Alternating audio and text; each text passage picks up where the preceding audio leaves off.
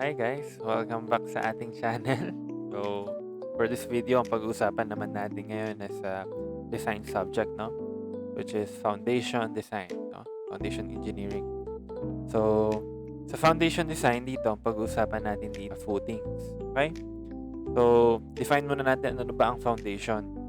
So, ang foundation, yun yung component ng structural system ng building natin or structure na nagpo-provide ng support by transferring yung mga load ng building natin directly dun sa layers ng lupa natin, no?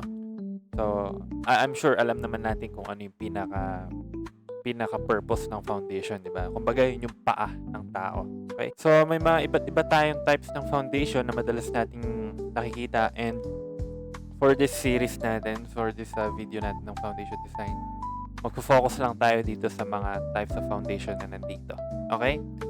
Kasi ito yung mga madalas lumalabas na mga problem sa civil engineering. Okay? So, ito, wall footing. So, yan.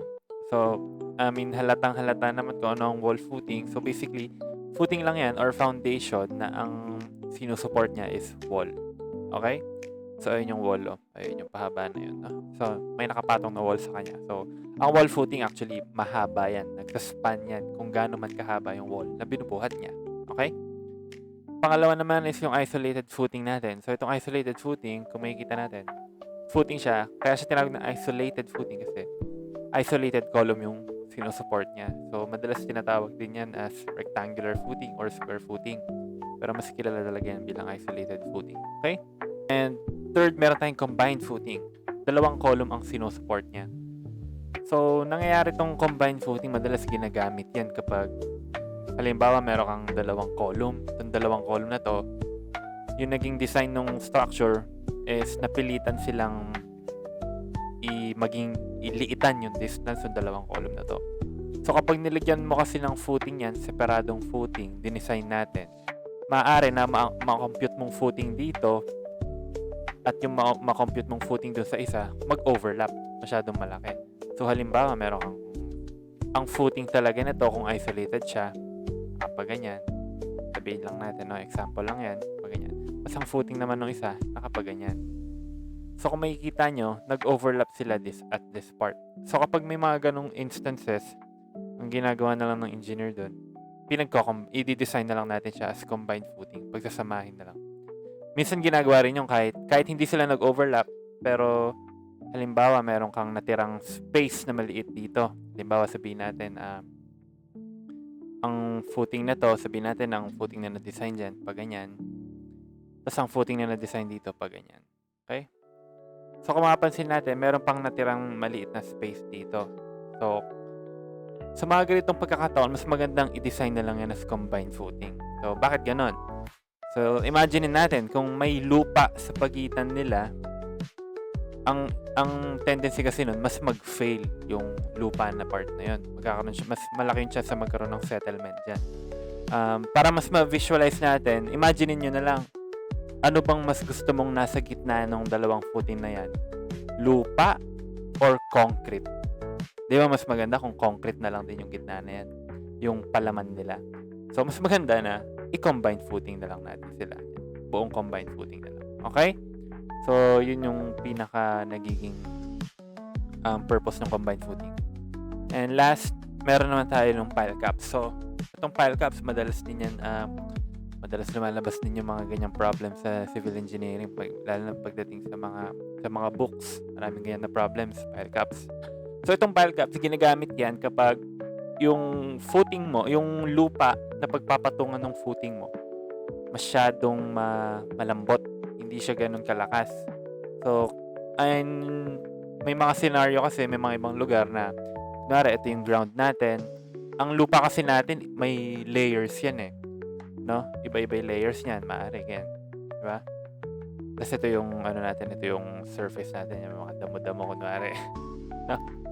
Ang nangyayari dyan, kunwari, at this layer, itong first two layers ng lupa natin, maaaring soft yan.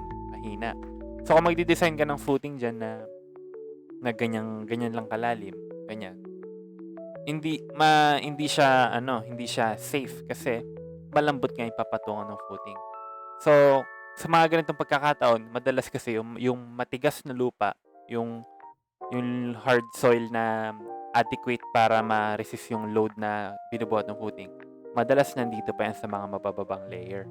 So, ang ginagawa sa footing, nilalagyan ng pile caps na ganyan, no? So, kumbaga, ano siya, para siyang nakatukod, no? Ayan, nilalagyan siya ng pile caps. Para yung load, itatransfer niya pa dito sa pile caps, nandito na yung hard soil natin. Okay? So, yun yung pinaka-purpose ng pile caps na. So, ganun siya ginagamit. More, kilala yan as, as deep foundation yung mga tawag sa ganyan. Deep, kaya, tinawag na deep foundation yun. Malalim yung nare-reach nila dun sa lupa. Okay? Pag-usapan naman natin kung paano ba tayo mag-design ng footing, no? Dun sa design principles natin. Okay? So, dito sa pagdi-design ng footing, ito lang naman yung mga formula na gagamitin natin or basically mga principles na kailangan nating tandaan or sundan. Ayan. So, itong Q allowable or Q all, nakikita nyo dyan.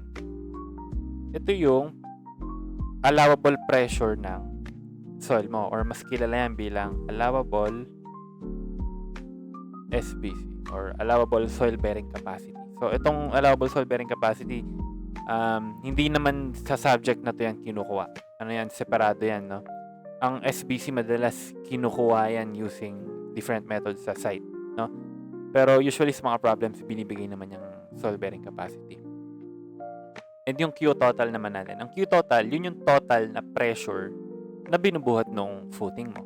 Okay? So, pinaka-principle niyan, syempre dapat yung allowable SBC or yung kayang buhatin ng lupa mo, mas mataas siya kaysa dun sa bubuhatin niya. So, yun na yung pinaka-principle niya. Itong Q total nanggagaling yan sa mismong loads natin. Sa mismong building. Nakapatong sa footing. Okay? Ito naman, ang QU, tinatawag natin yan as ultimate pressure. Okay? So, itong ultimate pressure, yan yung ginagamit natin sa pag-design mismo nung footing natin. Dito kasi ang dinidesign lang natin, kumbaga wala tayong dinidesign dito sa first part na to, itong allowable tsaka yung load. Ang pinakaayaw lang, ang pinaka-principle na tong part na to is para hindi mag-settle yung lupa. Para walang settlement na mangyari yung lupa. Okay? Dito naman sa ultimate pressure, ang dinidesign na natin dito mismo, yung footing natin. Specifically, yung ating depth. Okay? Itong dalawang formula. Gagamitin natin yan sa depth, no? So, itong Q, yan yung ultimate pressure. Ang PU, yan naman yung ating factored load. So, I'm sure alam nyo naman na itong mga terms na yan binabanggit ko ngayon. Yan yung factored load. Ang A naman, yun yung area of footing. Okay? So, kung titignan nyo, ano ba itong formula na to? Pressure yan, di ba? Force over area. Eh, ang ginamit mong force is factored load or ultimate load, mas kilala. So, ultimate load over area equal sa ultimate pressure. So, yun yung pinaka-concept niya. Okay? And ito naman, itong VU, yan yung ultimate shear natin, no? Ultimate shear. So, ultimate shear. So, syempre, ganun pa rin yung concept natin. Dapat yung ultimate shear natin mas mababa kesa dun sa design shear natin. Ito yung design shear capacity natin, di ba? Itong VN, yan yung nominal shear natin. Alam niyo naman yan. And itong phi, yan yung reduction factor natin. Sa shear, ang ginagamit natin, kung maalala nyo sa concrete design, 0.75. So, yun din ang ginagamit natin dito sa footing. Okay? And last, yung MU natin. Ang MU, yan, ultimate moment. Okay? Ultimate moment yan. Ultimate mom. So, ultimate moment yan, no? So, dapat, syempre, ganun pa rin ang principle natin. Less than dapat siya dun sa design moment capacity natin. Okay? Sa pag-compute ng shear, itong shear na to, ang dinidesign natin dyan, depth. Okay? Yung kapal ng footing. Kapal. Okay? Or thickness. Okay? Yun ang dinidesign natin dyan. No? So, ang depth or thickness, kinukuha natin yung dimension niya based dun sa shear ng footing, okay? Itong M moment naman, ang dinidesign natin dyan, reinforcement. Okay? So, yun ang pagkakaiba ng dalawang. Okay? Proceed tayo dito sa types of shear failure. So, una, meron tayong tinatawag na one-way shear or beam action. So, paano yung one-way shear or beam action? So, imagine natin, meron tayong footing na ganyan, no? Ano footing mo? So, ang failure natin dyan, yung red na yun. Ayun. Kung makikita nyo, ang red na yun, no? Paano magiging failure niyan? Ganito. Ayun. Bababa siya. So, kung papansinin nyo, nag-fail siya in one direction only. And kaya siya tinawag na beam action. Kung maaalala nyo, kapag nidi-design tayo ng shear sa beam, ganyan yung failure, di ba? Para siyang nag-fail na katulad ng beam, no? Kasi guys, itong footing, pwede natin siyang isipin as ano lang yan, beam na malapad. Okay? So, ayun yung lapad niya, pag ganon. Okay? Pag ganon, sa ganon direction. And yung longitudinal niya pag ganon. Okay? So, nag-fail siya pag ganyan. Okay? Yun, another failure naman natin, meron tayong tinatawag na two-way shear or punching failure. So, ganito itsura niya, no? Imagine natin, meron tayo ulit footing. Ayan, yun yung footing natin. Okay? So, mag-fail siya around the footing, no? So, parang yun ang magiging failure niya sa palibot ng column natin. I mean, column, no? So, ganyan ang magiging itsura niya. Yun, kaya ganun. So, bababa kung napansin nyo, di ba? So, ang ano natin dyan, siya tinawag na punching shear, kumbaga parang sinuntok niya, di ba? Yung ating footing. Parang sinuntok niya yung footing natin. Kaya siya tinawag na punching failure, okay? And two-way yan. Imagine mo kasi all around the footing siya nag-fail. So, in two directions. Sa axis na yon and sa axis na to. Okay? Ang makakaramdam ng stress na part dyan ng footing natin. Itong nahati. Yan. Ito. Yan. No? Yan. Itong nahati. Okay, yan. Dito naman, ang nahati, ito.